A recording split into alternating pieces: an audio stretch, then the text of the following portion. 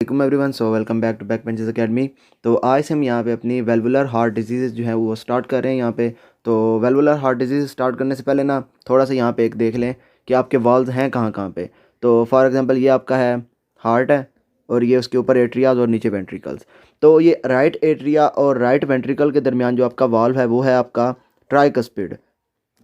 ये आपका कौन सा है? Tricuspid valve.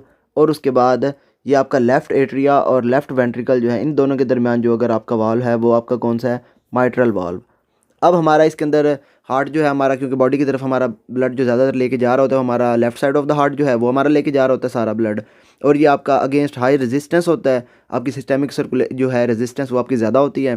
तो इसमें आपका जो है जो हमारा ये माइट्रल वाल्व है इसके मतलब चांसेस ज़्यादा होते हैं कि ये आपकी इसके अंदर एबनॉर्मेलिटीज़ ज़्यादा आ जाएँ। तो सबसे पहले हम ऐसे करते हैं, यहाँ पे अपनी माइट्रल वाल्व जो हैं उनको स्टार्ट करते हैं। तो उसमें भी सबसे पहले हम यहाँ पे अपनी करते हैं। अच्छा, ये वाल्व जो है ना इसकी जो डिजीज़ हैं इसमें अभी आपके जो मरमर्स आते हैं ना, ये आपका या सिस्टोलिक आ जाता है या आपका आ जाता है डायस्टोलिक मरमर। अब सिस्टोलिक वो आएगा जिसमें आपका जब है ना हार्ट ने कंट्रैक्ट किया, कंट्रैक्ट करने के दौरान जब आपका कोई साउंड प्रोड्यूस होगा वो आपका सिस्टोलिक मरमर आएगा। अगर अब आपका हार्ट जो है वो आपका रिलैक्स कर रहा है तो रिलैक्स करने के दौरान जो अब आपका मतलब आएगा ना मरमर वो आपका हो जाएगा डायस्टोलिक मरमर। अब इसमें ना आपने अगर आपने मतलब शुरू में देखा था ना, हमने जब अपना हार्ट का साइकिल पढ़ा था तो उसमें हमें ये था, हमने देखा था कि आपका जो है ये डायस्टोल होता है उस टाइम क्या होता है आपका माइट्रल वाल्व और ट्राइकस्पिड वाल्व ओपन हो जाते हैं। और उसके बाद आपका जो है नॉर्मली आपका जो है एओर्टिक वाल्व जो है और उसके बाद पल्मोनरी वाल्व इन्होंने क्लोज होना होता है। तो अगर कोई ऐसी कंडीशन हो गई जिसके अंदर अब डायस्टोल के दौरान आपका एओर्टिक वाल्व जो है उसने क्लोज होना था, तो एओर्टिक के अंदर कोई डिजीज़ आ गई तो आपका एओर्टिक रिगर्जिटेशन आ गई, तो वो आपका कौन सा हो गया? डायस्टोलिक मरमर। इसके अलावा अगर माइट्रल वाल्व जो है आपका मतलब इसमें क्या होना था, डायस्टोल के दौरान आपके माइट्रल वाल्व ने ओपन होना था लेकिन कोई एबनॉर्मेलिटी आ गई जिसकी वजह से आपका माइट्रल वाल्व जो है वो सही से ओपन नहीं हुआ, तो अब क्या है, ड्यूरिंग डायस्टोल आपका जो है ब्लड वो सही से आपके वेंट्रिकल के अंदर नहीं जाएगा, तो उसमें क्या हो जाएगा आपका फिर एक मरमर आ जाएगा, वो भी आपका कौन सा हो जाएगा? डायस्टोलिक मरमर। इसके अलावा अगर कोई ऐसी कंडीशन हो जाती है जिसमें आपका क्या हुआ, हार्ट जो है वो आपका कंट्रैक्ट करता है और कंट्रैक्ट करने के दौरान आपका मरमर आ जाए, तो उसमें क्या हो सकता है आपका या तो ट्राइकस्पिड वाल्व के अंदर कोई प्रॉब्लम आ जाए जिसकी वजह से आपका वेंट्रिकल से एट्रिया के अंदर ब्लड चला जाए तो रिगर्जिटेशन हो जाए, अगर उसमें आपका सिस्टोलिक मरमर आ जाता है। या फिर इसके अलावा मतलब अगर आपका जो है किधर गया, ये आपका जो है एओर्टिक स्टिनोसिस हो जाए, उसमें क्या हो जाएगा आपका एओर्टा जो है ये आपका स्टिनोज हो, एओर्टिक वाल्व जो है वो आपका स्टिनोज हो जाएगा। तो अब क्या हो जाएगा, एक छोटा सा ल्यूमेन होगा वहाँ पे, तो उस टाइम आपका जो मरमर आएगा वो भी आपका सिस्टोलिक हो जाएगा। तो बाकी ये आगे की बातें हैं। तो अभी हम जो अपनी डिजीज़ यहाँ पे स्टार्ट कर रहे हैं वो हमारी है माइट्रल स्टिनोसिस। तो माइट्रल वाल्व मैंने आपको पहले बता दिया आपका लेफ्ट एट्रिया और लेफ्ट वेंट्रिकल के दरमियान में है यहाँ पे। तो अब क्या होगा जब आपका जो है आपका हार्ट रिलैक्स करेगा, रिलैक्स के दौरान अब क्या है आपका जो है माइट्रल वाल्व ओपन होना है, ओपन होना। अब जो आपका माइट्रल वाल्व है ना ये आपका जब क्लोज होता है तब आपका साउंड प्रोड्यूस होता है S1। और उसके बाद जब आपका एओर्टिक और पल्मोनरी वाल्व क्लोज होता है इसके उसके मतलब आपका जो साउंड प्रोड्यूस होता है वो होता है आपका S2। तो अब आपने ये याद रखना, ओपनिंग ऑफ एनी वाल्व जो है वो आपका कोई भी साउंड प्रोड्यूस नहीं करना चाहिए। लेकिन अब क्या हुआ, S2 आपका क्लोज हो गया, इसका क्या मतलब है आपका एओर्टिक और पल्मोनरी वाल्व जो है आपका वो क्लोज हो गए। तो अब क्या हुआ, इनके क्लोज होने के बाद आपका मरमर आ गया, मतलब एओर्टिक और हमारा पल्मोनरी क्लोज हुए, मतलब आपका सिस्टोल ख़त्म हो चुका है, अब आपका हार्ट जा रहा है आपके डायस्टोल की तरफ। अब डायस्टोल के अंदर ये वाला आपका मरमर आया। तो अब इसमें क्या है कि आपका मतलब डायस्टोल के दौरान हमारा आपका जो वाल्व ओपन होता है वो आपका होता है ये आपका माइट्रल वाल्व या फिर ट्राइकस्पिड वाल्व। अब ओपनिंग ऑफ द वाल्व जो है वो आपका साउंड प्रोड्यूस नहीं करना चाहिए, लेकिन यहाँ पे साउंड प्रोड्यूस हो गया, तो ये वाला आपका कौन सा है? ये आपका स्टिनोसिस का मरमर है। और बाकी ये मतलब जब क्लोज होगा तब आपका S1 प्रोड्यूस होगा। तो अभी यहाँ पे ना मैंने मतलब आज जो लेक्चर किया है ना वो आगे हमारी वीडियो थोड़ी सी ज़्यादा लंबी हो जाती थी, तो मैंने आज यहाँ पे ना पहले से ही इसे लिख रखा है ताकि मतलब हम सिर्फ पढ़ते रहें और ख़त्म होता रहे। तो सबसे पहले हम देखते हैं कि आपका ये जो माइट्रल वाल्व है ये आपका स्टिनोज कैसे होता है। अच्छा, इससे पहले आपने ये याद रखना कि ये आपकी जो है ना माइट्रल वाल्व स्टिनोसिस ये आपकी कॉमन होती है in women as compare to the man.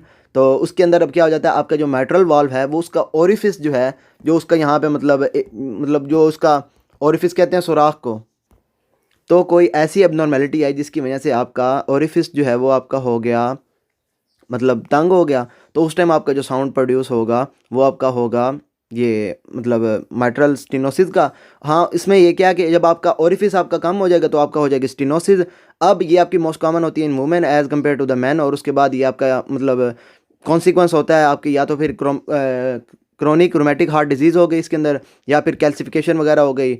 अब इसके अंदर अगर पैथोफिजियोलॉजी की अगर बात की जाए यहाँ पे, तो सबसे पहले आपका जो है मतलब आपने पहले देख लेना कि आपका नॉर्मल ओरिफिस है कितना, वो है आपका 4 to 6 सेंटीमीटर स्क्वायर। और उसके बाद आपका जो है स्टेनोसिस के अंदर क्या हो जाएगा, आपका ओरिफिस जो है वो 2 सेंटीमीटर तक चला जाएगा। मतलब नॉर्मली आपका ये है ना, अगर ये आपका मैंने यहाँ पे बना के दिखाया हुआ आपको क्लोज्ड वाल्व, अब यहाँ पे क्या ये ओपन हुआ और ये मैंने बनाया स्टेनोज्ड। अब इसमें क्या हुआ, नॉर्मली तो ये सारा आपका ओपन होना चाहिए था, लेकिन अब क्या हुआ आपका ये मतलब साइडों से जो है ना इसके कस्प जो हैं वो आपस में फ्यूज़ हो गए। फ्यूज़ होने की वजह से आपका ल्यूमेन जो है उसका छोटा हो गया। अब जब आपका ब्लड इसके पास से मतलब जब आपका जाएगा ना डायस्टोल के दौरान, अब नीचे से आपके ब्लड में थोड़ा सा ब्लड है, ऊपर से जब ये स्टेनोज्ड वाल से जाएगा तो आपका एक साउंड प्रोड्यूस होगा जो हमारा क्या होगा, डायस्टोलिक मरमर होगा। अब इसके अंदर क्या होता है, आपका ओरिफिस जो है वो <2 सेंटीमीटर हो जाता है।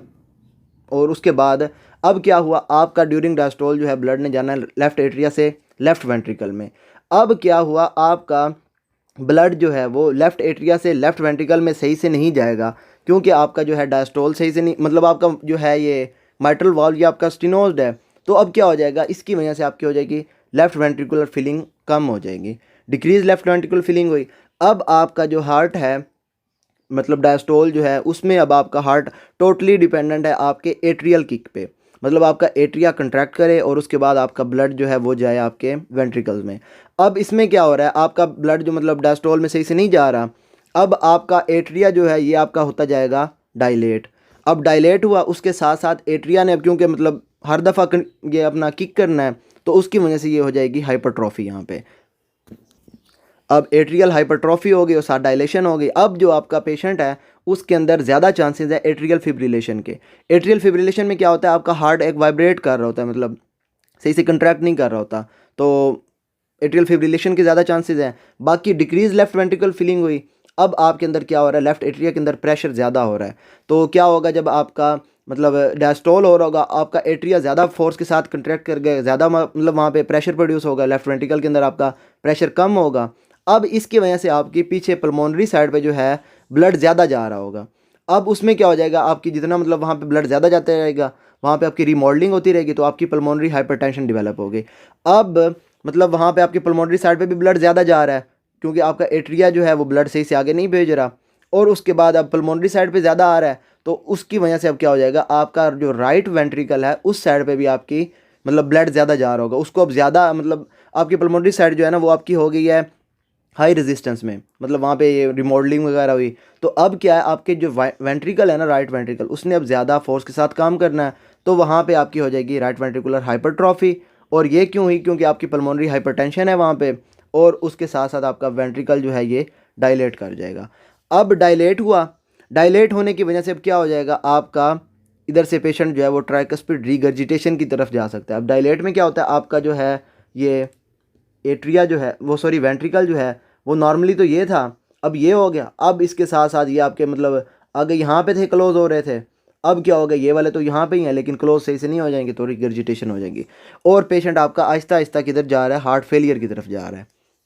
बाकी सारा इसके अंदर ये हो गया। बाकी हाँ, लेफ्ट वेंट्रिकुलर फीलिंग आपकी और कम कैसे हो सकती है, आप एक्सरसाइज कर रहे हैं, एक्सरसाइज में क्या हो जाता है, आपका हार्ट रेट ज़्यादा हो जाता है। हार्ट रेट के ज़्यादा होने की वजह से आपके डायस्टोल सही से नहीं हो रहा होता, डिक्रीज डायस्टोल हो जाता है, तो आपका लेफ्ट वेंट्रिकुलर फीलिंग कम हो गई। इसके अलावा प्रेगनेंसी है, प्रेगनेंसी में भी आपकी कार्डिक आउटपुट जो है वो आपकी ज़्यादा निकली जा रही होती है, तो उसमें भी आपकी लेफ्ट वेंट्रिकुलर फीलिंग जो है वो आपकी कम हो जाती है। बाकी ये हो गया। आगे आ जाते हैं हम इसके फीचर्स की तरफ, आपका पेशेंट आपके पास कैसे प्रेजेंट करेगा। सबसे पहले पेशेंट जो है उसका अब क्या हो रहा है, ब्लड जो है आपकी पल्मोनरी साइड पे अब ज़्यादा जा रहा है, मतलब आपका एट्रिया जो है वो फोर्स के साथ काम कर रहा है, पीछे भी ब्लड जा रहा है, आगे भी जा रहा है। तो अब जो है आपका पेशेंट वहाँ पे सबसे पहले आपको प्रेजेंट करेगा डिस्निया के साथ। मतलब क्या हुआ, आपका जो है लेफ्ट एट्रिया के अंदर प्रेशर बढ़ा, पल्मोनरी के अंदर प्रेशर बढ़ा, अब वहाँ पे मतलब एडिमा वगैरह के चांसेस ज़्यादा हैं, एडिमा वगैरह हो गया तो पेशेंट जो है आपका वो डिस्निया शो करेगा आपको। डिस्निया के साथ पेशेंट जो है आगे आ जाएगा आपका ऑर्थोपनिया की तरफ। अब ऑर्थोपनिया में क्या होता है, आपका पेशेंट जब लेटा ना, तो लेटने की वजह से आपका हुआ वेनस रिटर्न ज़्यादा, वेनस रिटर्न ज़्यादा होने की वजह से आपका वेनस रिटर्न ज़्यादा हुआ। अब इसमें क्या हुआ, आपका पल्मोनरी साइड पे ब्लड ज़्यादा आएगा, तो आगे ही वहाँ पे मतलब पेशेंट को डिस्निया हो रहा है, तो अब पेशेंट जो है उसकी डिस्निया वर्स हो जाएगा, तो लेटने से उसका जो हार्ट ये जो है उसका ब्रीदिंग जो है वो उसकी वर्स हो जाएगी, तो ऑर्थोपनिया हो गया पेशेंट को। इसके अलावा पैरोक्सिज्मल नक्चरनल डिस्निया, मतलब सोते हुए भी वो अचानक से उठ जाएगा डिस्निया की वजह से। तो बाकी अब पेशेंट जो है इसके अंदर फटीग आ जाएगी, आपकी बॉडी जो है उसकी तरफ ऑक्सीजन कम जा रही है, कार्डियक आउटपुट आपकी कम है, तो आपका पेशेंट जो है वो फटीग में चला जाएगा। इसके अलावा हेमोप्टाइसिस आ जाएगी पेशेंट में। अब इसमें क्या हो जाएगा, आपका वही बात होगी, आपका एट्रिया के अंदर प्रेशर बढ़ा हुआ है, उसके बाद पल्मोनरी साइड पे ज़्यादा प्रेशर होगा, वहाँ पे आपका वॉल्यूम वहाँ पे ज़्यादा है आपका, तो रप्चर के चांसेस ज़्यादा हैं वहाँ पे वेसल्स के, तो रप्चर होगा, आपका क्या हो जाएगा, वहाँ पे आपको हिमोप्टाइसिस आ जाएगी। इसके अलावा डिस्फेजिया, अब इसमें क्या है, आपका जो लेफ्ट एट्रिया है ना वो आपका बड़ा हुआ है। अब लेफ्ट एट्रिया का पहले हमने वो जब अनाटमी देखी थी उसमें हमने देखा था कि लेफ्ट एट्रिया के पीछे ही आपकी वो होती है रिकरेंट लरेंजियल नर्व।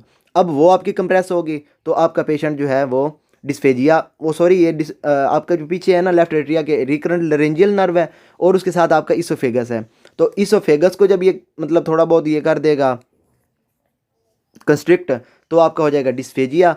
इसके अलावा जब ये आपका लेफ्ट एट्रिया आपका रिकरेंट लरेंजियल नर्व जो है उसको अगर मतलब ये थोड़ा बहुत जाके मतलब वहाँ पे कंप्रेस करेगा, तो आपका हॉर्सनेस आ जाएगी, तो हॉर्सनेस आ गई, और उसके बाद डिस्फेजिया हो गया आपके लेफ्ट एट्रिया के बढ़ने की वजह से। बाकी थ्रोम्बोएम्बोलिज्म, जब आपका पेशेंट जो है अब लेफ्ट एट्रिया का आपका बढ़ता जा रहा है, मतलब इसके अंदर अब क्या है, लेफ्ट एट्रिया आपका फिब्रिलेशन की तरफ जाएगा, मतलब हाइपरट्रॉफिक होता जा रहा है, एक टाइम आएगा आपका हार्ट जो है वो सही से कंट्रैक्ट नहीं करेगा, तो वहाँ पे आपके चांसेस बढ़ जाएंगे थ्रोम्बोएम्बोलिज्म के। पेशेंट आपका थ्रोम्बोएम्बोलिज्म के साथ आपका प्रेजेंट कर सकता है।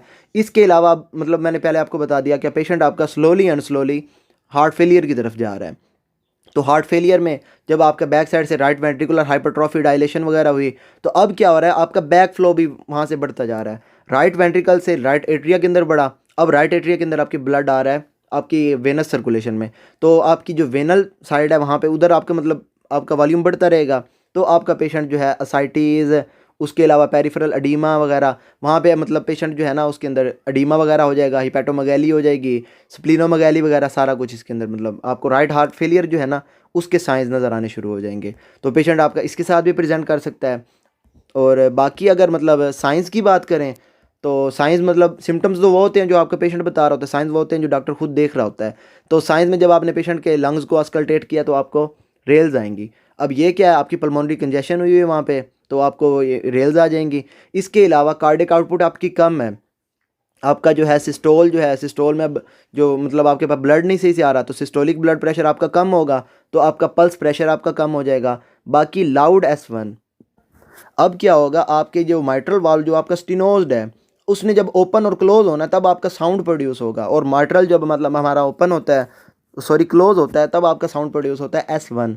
तो ये जब क्लोज होगा, अब इसके जो कस्प्स हैं वो इसके थोड़े से मतलब ये मोटे मोटे हुए हैं, ठीक है, मतलब साइडों से जो है ना इसकी वो स्टिनोसिस हुई हुई है, और ऊपर से ये आपका जो है ना कस्प वो भी आपके मतलब कैल्सीफाइड वगैरह हो गए, तो जब ये आपस में टकराएंगे बंद होंगे तब आपका S1 भी ज़्यादा प्रोड्यूस होगा। इसके अलावा ये ओपनिंग स्नैप, अब क्या होगा, जब आपका ये आपका एट्रिया है ऊपर से जब आपका ओपन होगा, अब यहाँ से ये इतना सा लूमेन ओपन है, तो यहाँ पे जैसे ही ओपन होगा आपका ब्लड जो है वो एक छोटे से मतलब पैसेज से आपका जाएगा नीचे वेंट्रिकल में, तो जैसे ही आपका ओपन होगा आपको ओपनिंग स्नैप सुनाई देगा, वो जो मैंने आपको पहले दिखा दिया, तो ओपनिंग स्नैप आ गया। आपका जो एट्रिया है आपका ये सॉरी माइट्रल वाल्व जो है ये आहिस्ता आहिस्ता ओपन हो रहा होगा बिकॉज ऑफ स्टिनोसिस, और ब्लड फ्लो आपका हो रहा होगा through small area, opening snap आ गया। इसके अलावा स्टर्नल लिफ्ट आ जाएगी पेशेंट के अंदर राइट वेंट्रिकुलर इन्लार्जमेंट की वजह से। इसके अलावा ये मिड टू लेट डायस्टोलिक मरमर, अब ये भी मैंने आपको बता दिया कि आपका जब डायस्टोल हो रहा होगा तब आपका ये जो है मरमर आपको सुनाई देगा, डायस्टोलिक मरमर हो गया।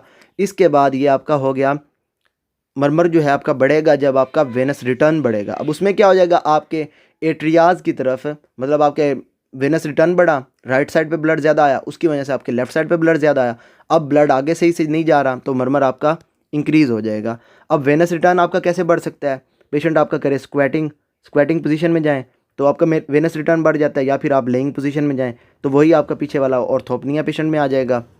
इसके अलावा इन्वेस्टिगेशंस की बात करें तो आपने पेशेंट की करवाई ईसीजी में क्या होगा, आपका राइट वेंट्रिकुलर हाइपरट्रॉफी हुई है, उसके बाद एट्रियाज वगैरह आपके जो हैं वो हाइपरट्रॉफिक हैं, तो आपको यहाँ पे ईसीजी में राइट वेंट्रिकुलर हाइपरट्रॉफी नज़र आएगी और उसके अंदर क्या हो जाएगा आपका V1 V2 V3 जो है ये आपकी टॉल आर वेव्स प्रोड्यूस करेंगे। और उसके बाद जब आप मतलब पेशेंट की एक्सरे करवाते हैं, एक्सरे में क्या होगा आपका ये करेक्टरिस्टिक पॉइंट है इसके अंदर बॉक्स शेप हार्ट हो जाएगा आपका। लेफ्ट आपके जो है मतलब लेफ़्ट साइड से एट्रिया आपका मतलब हो रहा है हाइपरट्रॉफिक। अब आपका क्या हो जाएगा, ये आपका नॉर्मली तो ये होता है ना हार्ट ओब्लीक होती है लेफ़्ट साइड। अब इसमें क्या हो जाएगा आपका एट्रिया के बढ़ने की वजह से आप ये आपका जो है ना ये ओब्लीक ख़त्म हो जाएगी, आपका हार्ट जो है इस तरह से बनेगा, आपको बॉक्स शेप हार्ट आपका नज़र आएगा। इसके अलावा आप पल्मोनरी साइड पे आपका ब्लड ज़्यादा जा रहा है तो आपका क्या हो जाएगा करले बी लाइंस वगैरह आ जाएंगी इसके अंदर। इसके बाद अगर आप पेशेंट की करवाते हैं इको, तो इको में भी मतलब इको में आपको ये सारा प्रेशर्स वगैरह नज़र आ जाएंगे, थिकनिंग नज़र आ जाएगी आपकी लेफ़्ट एट्रिया में ब्लड आपका प्रेशर कितना है। उसके बाद आपके राइट वेंट्रिकल में क्या है ये सारा आपको नज़र आ जाएगा। डॉपलर जो है ना ये आपका इसके अंदर आपको बता देगा कि मतलब आपका ब्लड जो है वो नैरो पैसेज के थ्रू जा रहा है, तो आपको ये डॉपलर में आपको सारा पता चल जाएगा इसमें, तो मोस्ट एक्यूरेट हो गया। इसके अलावा अगर आप कार्डियक कैथेटराइजेशन करवाते हैं तो ये भी आपका इसके अंदर मोस्ट एक्यूरेट टेस्ट है, तो इसमें भी आपको मतलब ये जो है सारे प्रेशर्स वगैरह पता चल जाएंगे इसके। तो बाकी ये मतलब ना आगे जाते हैं हम इसकी मैनेजमेंट में। तो मैनेजमेंट में जाने से पहले ना ये आपने देख लेना कि आपकी ये जो है माइट्रल वाल्व्स इसकी सिवेरिटी आपको कैसे पता चलेगी। उसमें ये है कि आपकी माइल्ड है स्टीनोसिस है अगर, तो वो आपका जो है ना एरिया वहाँ पे आपका 1.5 से 2.5 तक होगा। मॉडरेट है तो 1.0 से 1.5 तक हो जाएगा, मतलब 1.5 से भी कम हो जाएगा। अब 1 से भी कम हुआ तो आपका स्वेयर सिनो ये आपकी हो जाएगी स्टीनोसिस। तो बाकी यहाँ पे मैंने एक मिनट मुझे ढूंढने दें। बाकी यहाँ पे ये आपकी आ गई ट्रीटमेंट। अब ट्रीटमेंट में सबसे पहले आपने पेशेंट को जो है वो तो आपने मेडिकली अपने पेशेंट को ट्रीट करना है, तो सबसे पहले आपने क्या करना है पेशेंट को दे देनी है डायूरेटिक्स और उसके बाद साल्ट रिस्ट्रिक्शन। अब इसमें क्या हो जाएगा डायूरेटिक्स आपका जो है ब्लड जो है उसके ब्लड वॉल्यूम को आपके कम कर देंगे, तो आपका पेशेंट जो है कुछ ना कुछ ठीक हो जाएगा। साल्ट रिस्ट्रिक्शन में आपने क्या करना है आपने साल्ट कम दे दिए पेशेंट को, सोडियम ज़्यादा कम जाएगी बॉडी के अंदर, सोडियम रीअब्जॉर्ब कम होगी तो बॉडी के अंदर सोडियम कम हो जाएगी, सोडियम के कम होने की वजह से वाटर भी आपके कम हो जाएगी, तो साल्ट रिस्ट्रिक्शन में आपने पेशेंट को लगा दिया। बाकी पेशेंट आपका एट्रियल फिब्रिलेशन की तरफ जा रहा है तो आपने क्या करना है जब एट्रियल फिब्रिलेशन हो रही है वहाँ पे तो आपने पेशेंट को एंटीकोगुलेंट्स वगैरह देने हैं। उसके अलावा आपने जो है वेंट्रिकल जो है उसका रेट आपने ठीक करना है, उसके लिए आपने क्या कर देना है पेशेंट को डिजिटलिस दे देनी है। और डायूरेटिक्स हम पेशेंट को इसलिए दे रहे हैं क्योंकि ये हमारी मोर्टेलिटी बेनिफिट्स होते हैं इसके अंदर, मतलब ये वाली ज़्यादातर मतलब दे रहे होते हैं हम यहाँ पे पेशेंट्स को अपने। तो उसके अलावा मतलब हमने अगर पेशेंट का जो है स्टिनोज्ड एरिया है वो हम मतलब मेडिकली तो जहाँ जहाँ तक ठीक कर सकते थे हमने कर लिया। अब क्या हुआ हमने पेशेंट की करनी है सर्जरी। अब पेशेंट अगर आपका चला गया स्वेयर वाली साइड पे या फिर मॉडरेट में है और पेशेंट आपका इसके अंदर दो तरह से प्रेजेंट कर सकता है, या तो उसका आ सकता है आपका एसिम्टोमेटिक आ सकता है या फिर आपका आ सकता है सिम्टोमेटिक। अब मतलब सिम्टोमेटिक ये हुआ उसके अंदर ये जो आपके साइंस वगैरह हैं वो फटीग उसको ज़्यादा होगी, डिस्निया वगैरह ज़्यादा होगा, तो आपको अस्कल्टेशन के अंदर डायस्टोलिक मरमर वगैरह सारा आया। तो अब एसिम्टोमेटिक आ सकता है कि वो मतलब ना ये आपके पास सही बैठा हुआ होगा लेकिन उसकी कोई मतलब छोटे मोटे आपको दे रहे होंगे इसके अंदर सिम्टम्स वगैरह। तो एसिम्टोमेटिक में आपके मतलब सर्जरी आपने करनी है। तो अगर आपने एसिम्टोमेटिक पेशेंट है उसके अंदर हमने सर्जरी कैसी करनी है, तो उसकी इंडिकेशन ये है कि आपका पेशेंट जो है उसकी पल्मोनरी आर्टरी जो है उसके अंदर सिस्टोलिक प्रेशर मोर देन 50 हो, उसके अलावा रिकरेंट एम्बोलिक इवेंट्स हों और उसके बाद एट्रियल फिब्रिलेशन जो है उसकी न्यू ऑनसेट हो, न्यू ऑनसेट एट्रियल फिब्रिलेशन वगैरह। तो ये सारी आ जाएंगी इसकी मतलब एसिम्टोमेटिक के अंदर इंडिकेशन सर्जरी की। और सिम्टोमेटिक तो आपके पास वैसे ही सिम्टोमेटिक पड़ा हुआ है। तो उसके बाद आपने पहले अगर अब हम सर्जरी की तो सर्जरी में आपके पास जो है माइट्रल स्टेनोसिस के अंदर आपके पास तीन ऑप्शन होते हैं ये वाले हमारे। एक हो गया हमारा क्लोज माइट्रल वेल्वोटोमी, उसके बाद ओपन माइट्रल वेल्वोटोमी और लास्ट हमारा जो है वो हमारे पास है बैलून माइट्रल वेल्वोप्लास्टी। अब आपके अंदर इन तीनों में डिफरेंस क्या है, ये जो ऊपर वाली दो है ना इन दोनों में आपने क्या करना है पेशेंट को रखना है CPB पे, मतलब क्या आपका कार्डियो पल्मोनरी बाईपास पे रखना है, मतलब जिसे हम नॉर्मली ये कह रहे थे कि पेशेंट हमारा बाईपास पे है। अब बाईपास पे आपका आगे पेशेंट, अब आपने क्या करना है ये जो आपका क्लोज माइट्रल वेल्वोटोमी है ना, नाम भी आपको बता रहा है कि क्लोज है आपका भी, आपने क्या करना है एक लेफ्ट एट्रिया और लेफ्ट वेंट्रिकल इन दोनों में आपने करना है एक एक सुराख करना, होल करना है। होल के थ्रू आपने क्या करना है अपनी फिंगर को अंदर इंसर्ट करना है, फिंगर के थ्रू आपने जो है माइट्रल वाल जो है उसको आपने डायलेट कर देना है। क्लोज माइट्रल वेल्वोटोमी ये है। इसके बाद अगर बात करें ओपन माइट्रल वेल्वोटोमी में, ओपन माइट्रल वेल्वोटोमी में आपने क्या करना है आपने पेशेंट का जो है हार्ट जो है उसको टोटली आपने ओपन कर देना है। ओपन हो गया, आपको लेफ्ट एट्रिया लेफ्ट वेंट्रिकल आपका सारा नज़र आ रहा होगा। उसमें अब आपने क्या करना है मतलब आपको इसके अंदर माइट्रल वाल्व भी आपको नज़र आ रहा होगा और ये क्लोज के अंदर आपको माइट्रल वाल्व नज़र नहीं आ रहा होगा। और इसमें आपने क्या करना है, ओपन माइट्रल वेल्वोटोमी में इसमें आपने मतलब अपने हिसाब से मतलब आपने खुद देख रहे होना है, तो आपने खुद ही जो है उसके ये आपका माइट्रल वाल्व है ना, दो उसके कस्प हैं, उन दोनों को आपने जो उसके अंदर मतलब जहाँ पे उसकी स्टेनोसिस हुई है उसको आपने मतलब खुद ही ठीक कर लेना है। तो ओपन हार्ट हो गया इसके अंदर। बाकी आगे हमारा ये बलून माइट्रल वेल्वोप्लास्टी। अब इसके अंदर ये इंपॉर्टेंट चीज़ है, ये आजकल हमारा वैसे भी ज़्यादा ये यूज़ हो रहा है हमारा बलून माइट्रल वेल्वोप्लास्टी। अब इसकी क्या वजह है, इसके अंदर ये होता है कि आपको पेशेंट को बाईपास पे नहीं रखना होता, ठीक है, और उसके अलावा आपको ये आपकी मतलब हार्ट जो है सर्जरी पूरी नहीं करनी पड़ती। मतलब इसके अंदर तो हम पूरा पेशेंट जो है उसका स्टर्नम सारा कुछ खोल रहे थे, सारा कुछ मतलब ये हो रहा था। लेकिन बलून वेल्वोप्लास्टी के अंदर अब हम क्या करते हैं, पेशेंट को हमने सीपीबी पे नहीं रखना, तो इसके अंदर क्या करना है, हमने एक कैथेटर ऐड करना है। तो यहाँ पे मैं बताता हूँ, कैथेटर हमने डाला, और कैथेटर जो हम डालते हैं वो हम डालते हैं अपनी फिमोरल वेन के थ्रू। फिमोरल वेन से हमने क्या किया, कैथेटर ऐड कर दिया। अब हमारा कैथेटर बॉडी के अंदर जाएगा, हमने वेन्स के थ्रू हमारा जो ब्लड जा रहा होता है वो हमारा जा रहा होता है right side of the heart. अब राइट एट्रिया के अंदर हमारा आ गया कैथेटर। अब क्या करना है, आपने जो हमारी इंट्रा आर्ट्रियल एट्रियल सेप्टम जो है हमने उसको पिंच करना है इसके थ्रू, मतलब उसके अंदर हमने सुराख करना है, और उसके थ्रू हम क्या हो गए, मतलब एट्रिया के साथ ही हमारा दूसरा लेफ्ट एट्रिया पड़ा होगा, लेफ्ट एट्रिया में हम आ गए। अब लेफ्ट एट्रिया से हमारा लेफ्ट वेंट्रिकल जो है, इन दोनों के दरमियान में पड़ा हुआ है हमारा माइट्रल वाल्व। अब हमने क्या करना है, जब हमारा मतलब पहुंच जाएगा ना ये माइट्रल वाल्व वाले एरिया पे, वहाँ पे हमने क्या करना है, कैथेटर वहाँ पे पहुँचा के हमने बलून जो है उसको हमने ओपन कर देना है। बलून ओपन हो जाएगा, आपका माइट्रल स्टेनोसिस वाला जो एरिया है वो आपका डायलेट हो जाएगा, और मतलब स्टेनोसिस आपकी ठीक हो जाएगी। तो वैसे हमारी आजकल ज़्यादातर ये यूज़ हो रही है बलून माइट्रल वेल्वोप्लास्टी। इस पे पेशेंट आपका सीपीबी पे नहीं होता। और दूसरी जो ऊपर वाली दो हैं, इनमें से क्लोज के अंदर आपने फिंगर डालनी है, और ओपन के अंदर आपने खुद मतलब सारा वाल देख के खुद ही ठीक कर लेना है। बाकी इस डिजीज़ के अंदर यही था। अगर आपको इसके अंदर कोई भी प्रॉब्लम हो तो you can ask me, and till then अल्लाह हाफिज़।